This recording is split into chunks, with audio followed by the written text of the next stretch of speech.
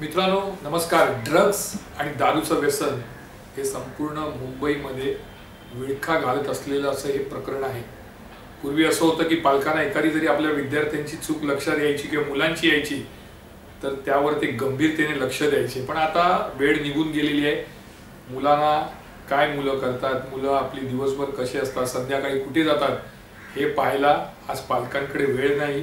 आणि त्यामुळे आज मुंबई शहरामध्ये सगळ्यात जास्ती जर ड्रग्स कुठे विकलं जात असेल, दारूचं व्यसन जर कुठे लागलं असेल तर ते मुंबई शहरामध्ये। नमस्कार, मी अमित जोशी, आय लव्ह गोरेगाव बंद आहे बिंदासाईच्या माध्यमातून आज गोरेगावचा विषय घेऊन तुमच्याकडे आलेलो आहे। प्रत्येक वेळी आपण गोरेगावकरांना काही ना काही सांगत असतो, आता त्यातून किती बोध घ्यायचा किंवा किती दुर्लक्ष करायचं हे गोरेगावकरांनी ठरवायचं आहे। आज गोरेगाव सारख्या विभागामध्ये पूर्व असो किंवा पश्चिम असो ड्रग्सचा विळखा वाढत चाललाय। दारू पिणाऱ्यांची संख्या खास करून युवकांची ही वाढत असून ती गोरेगावसाठी चिंताजनक बाब आहे। गेल्या आठवड्यामध्ये तातूज रेस्टॉरंटमध्ये मी बसलो होतो आणि तातूज रेस्टॉरंट्स मधून बाहेर आलो तर समोरच प्रबोधन मैदान आहे आणि त्या मैदानाचा कठाडा आहे। त्या कठाड्यावर एक 10-12 मुलं बसली होती ज्यांचं वय 18 ते 22-23 वयोगटातील होतं। गाडी एकीकडे त्यांनी उभी केलेली, त्यांना ती गाडी काढायला सांगितली तर सगळी मुलं जवळ आली आणि त्यांच्या तोंडातून दारूचा घमघमाट येत होता। म्हणजे दारूच्या नशेत जवळपास त्यातली 90% पोरं ही चूर होती। वय काय तर 18 ते 22 वर्ष। आणि संध्याकाळी 5:30 आणि 6 वाजता दारू पिऊन कठाड्यावर बसलेली ही तरुण मुलं। आज गोरेगावची तरुणाई कुठच्या दिशेला चालली आहे? आज गोरेगावात तुम्ही बघाल तर गर्दुल्ल्यांची संख्या वाढते। 5 वर्षापूर्वी जे गर्दुल्ले 100 आणि 50 होते ते आज हजाराच्या घरात गेले। आज तुम्ही निर्जन वस्ती म्हणा किंवा शास्त्रीनगरमध्ये तुटलेल्या इमारती आहेत काही ज्या अशात पडून आहेत तिथे म्हणा, मोकळी मैदानं म्हाडा आणि महानगरपालिकेची आहे तिथे म्हणा, तिथे सकाळ दुपार संध्याकाळ गर्दुल्ल्यांचा विळखा आहे। हे गर्दुल्ले कोण आहेत तर ते गोरेगावातले आहेत, बाहेरून येऊन कोणी बसत नाही। अच्छा, या गर्दुल्ल्यांचं वय काय आहे तर ते देखील 20 ते 35च्या वयोगटातील आहेत। मग त्यांना हे व्यसन लागलं कसं? कसे ते व्यसनाधीन झाले? ते आपोआप झाले तर तसं नाही। त्यामुळे मी म्हणतो की गोरेगावमध्ये आजही ड्रग्स हे विकलं जातं। जे छोट्या स्तरातील आहेत म्हणजे गरीब आहेत, मध्यमवर्गीय आहेत, त्यांच्यामध्ये जे ड्रग्सचं व्यसन आहे ते कसलं आहे? गांजा, चिलीम, अफू या गोष्टी त्यांचं ते सेवन करत असतात। आणि जे मोठे आहेत म्हणजे कॉलेज कुमार आहेत, मग ते कोणत्याही जातीचे असो, ज्यांना व्यसन लागलंय त्यांना MDचं व्यसन लागलंय। मग आता गोरेगावमध्ये पुरवठा येतो करून तर आजही मी नेहमी सांगतो, आजही सांगतो, गोरेगावामध्ये मोठ्या प्रमाणावर छुप्या पद्धतीने ड्रग्सचा व्यवसाय सुरू आहे। कॉलेजच्या बाहेर उभं राहायचं, IT कंपन्या असतील त्यांच्या बाहेर उभं राहायचं, शाळेच्या आसपास फिरायचं, जिथे तरुणाई जास्ती प्रमाणावर आहे त्या ठिकाणी जायचं आणि मग तरुणाईला या जाळ्यामध्ये ओढायचं। हा जो व्यवसाय आहे हा छोट्या छोट्या ड्रग्ज माफियांनी सुरू केलेला आहे। त्यामुळेच आज गोरेगावमध्ये ड्रग्सचा विळखा आहे। अनेक पानाच्या टपऱ्या आहेत, चहाच्या टपऱ्या आहेत किंवा जे रात्री पानाचा चहा घेऊन जातात त्यांच्या सायकलच्या माध्यमातून ड्रग्सची छुप्या पद्धतीने विक्री होते। दुर्दैवाची ही गोष्ट आहे की तरुणाई त्याच्यामध्ये अडकत चाललेली आहे। जे MD घेतात म्हणा किंवा सिगरेट मधून ड्रग्स घेतात, इंजेक्शन घेतात, असे देखील अनेक तरुण, कॉलेजचे तरुण आज गोरेगाव पूर्व आणि पश्चिमेमध्ये आहेत। हे तरुण कोण आहेत? जर तुम्ही नीट निरीक्षण केलं तर यातील 80% हे मराठी तरुण आहेत। मग ते मोतीलाल नगर मध्ये राहणारे असो, भगतसिंग नगर, इंदिरा नगर किंवा प्रेम नगर असू दे, तीन डोंगरी असू दे, सिद्धार्थ नगर असू दे, येथील ही तरुणाई आहे। तुम्ही जर जे गर्दुल्ले आहेत त्या गर्दुल्ल्यांना बघाल तर आपल्याला दया येते की ज्यांचं वय हे नोकरी धंद्या करण्याचं आहे किंवा पुढचं चांगलं शिक्षण घेण्याचं आहे, त्यांनी आपलं शिक्षण सोडलेलं आहे, त्यांना नोकरी धंद्याशी घेणं देणं नाही।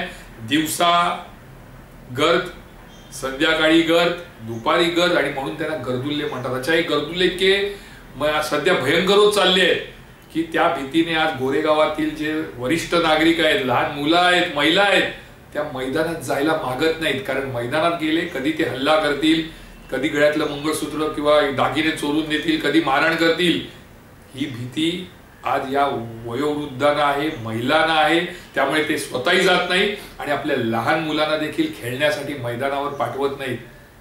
आज तुम्ही उत्तर भारतीय बघा, गुजराती, मारवाडी, जैन, मला कोणत्या समाजात जायचं नाही, पण ते नाही याच्यामध्ये सहसा.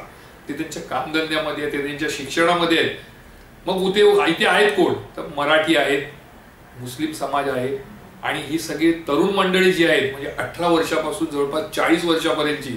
आपला नोकरी धंदा नाही, घेणं देणं आपल्याला नाही, उद्योगाचं नाही, लघु उद्योजक नाही, काही नाही. आपले स्वप्नच नाही आहेत. आपली स्वप्न काय आहेत?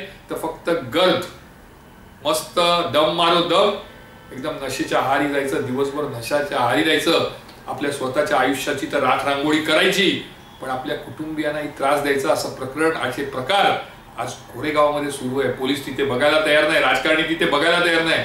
राजकारणी आपली पोळी वाजतात, पोलिसांना तिथून हप्ता मिळतो, त्यामुळे तिथे लक्ष द्यायला कोणी नाही. त्यामुळे पालकांनी लक्ष द्यायचं आहे. आता जे झालं ते झालं. आता जे व्यसनधीन झाले आहेत त्यांना बाहेर काढता येणार नाही, कारण त्यांना ती सवय लागली, त्यांना ती लत लागलेली आहे. जर त्यांना मिळालं नाही तर ते अगदी सैरभैर होतात, वेडे होतात, वेडेपिसे होतात, तुमच्यावर हल्लाही करू शकतात. असे गर्दुल्ल्याज अनेक गोरेगावात आहेत. त्यामुळे किमान ज्यांची मुलं आज कॉलेजमध्ये आहेत, शाळेत आहेत, त्यांच्यावर लक्ष देणं गोरेगावकरांची जबाबदारी आहे. आपला मुलगा नेमका कुठे जातो, आपला मुलगा कॉलेजच्या कोपऱ्यात उभा राहून किंवा निर्जन स्थळी का जातो, तिथे उभा राहून काय करतो, त्याच्या बॅगेमध्ये काय आहे, हे सगळं लक्ष देणं पालकांची जबाबदारी आहे. पालकांनी जर ती जबाबदारी झटकली आणि मुलगा जर ड्रगच्या आहारी गेला तर निश्चितपणे हे नुकसान तुमचं होणार आहे, तुमच्या कुटुंबाचं होणार आहे, मुलाचं संपूर्ण भवितव्य संपणार आहे. त्यामुळे गोरेगावकरांनी हे लक्षात घ्यायला पाहिजे की सध्या गोरेगावात दम मारो दमचं जे प्रकरण आहे ते कुठेतरी थांबणं गरजेचं आहे. आता दुसरी गोष्ट मी म्हटलं, मैं नशे में हूं, मी एवढ्यासाठी म्हटलं तिथेही तरुणाई आहे. आज तरुणाई बघाल रस्त्यावर, झाडाच्या खाली, मृणालताई गोरे ब्रिज आहे त्या ब्रिजच्या वरच्या बाजूला जिथे तुटलेलं आहे तिथे, किंवा वाईन शॉपच्या बाहेर उभं राहून जर पिणाऱ्यांची संख्या कोणाची असेल तर ती तरुणाईची. आणि ते घातक आहे, कारण दिवसेंदिवस हा विळखा वाढत चाललाय.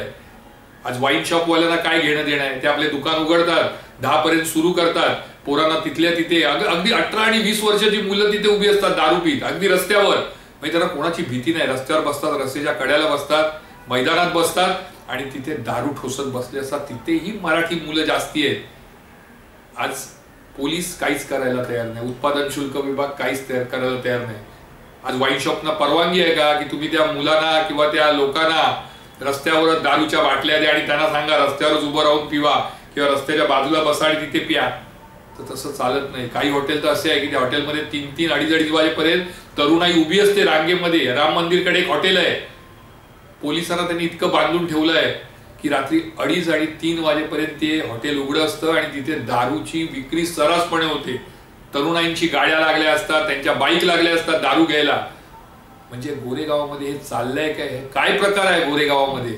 जर अशा पद्धतीने गोरेगावामध्ये दारूची विक्री होत असेल, तरुण मुलं रात्री दिवसा अशा पद्धतीने जर मैं नशे में हूं अशा पद्धतीने वाईन शॉपच्या बाहेर, मैदानामध्ये, एखाद्या सुनसान जागेवर कोपऱ्यात बसून जर दारू पित असतील आणि तिथेच जर टाईट होत असतील आणि ही तरुणाई अशा पद्धतीने गोरेगावात वागत असेल तर गोरेगावातली तरुणाई निश्चितपणे अडचणीत आलेली आहे. माझं एवढंच सांगणं आहे पालकांना, पोलीस लक्ष देत नाही, राजकीय पक्ष लक्ष देत नाही, आमदार नाही, खासदार नाही, नगरसेवक नाही, त्यांना काही घेणं देणं नाही. तुम्ही त्यांना फक्त मतदान करा, नुकसान तुमचं होणार आहे, गोरेगावकरांचं नुकसान होणार आहे. तुमचा मुलगा जर वाईट मार्गाला लागला असेल किंवा लागत असेल तर त्याचं भवितव्य हे संपलेलं आहे. आपल्या प्रत्येकाला मी हे का बोलतो तर मी अगदी अंतःकरणापासून हे बोलतो, एवढ्यासाठी नाही मी पत्रकार आहे म्हणून. तर मला असं वाटतं की तरुणाईंचं भलं झालं पाहिजे. आज जो तरुण वर्ग आहे तो चांगल्या दिशेला, चांगल्या मार्गाला लागला पाहिजे. 2 वेळचं आपलं आणि आपल्या कुटुंबियांचं पोट भरू शकतो अशी ताकद या तरुणाईमध्ये निर्माण झाली पाहिजे. मात्र हेच तरुण जर अंमली पदार्थाच्या आहारी गेले असतील, जर दारूच्या नशेत वावरत असतील तर निश्चितपणे गोरेगावातील पालकांसाठी ही धोक्याची घंटा आहे. धोक्याची घंटा ओळखा आणि आपल्या पालकांना या गोष्टींपासून एक सबक म्हणा.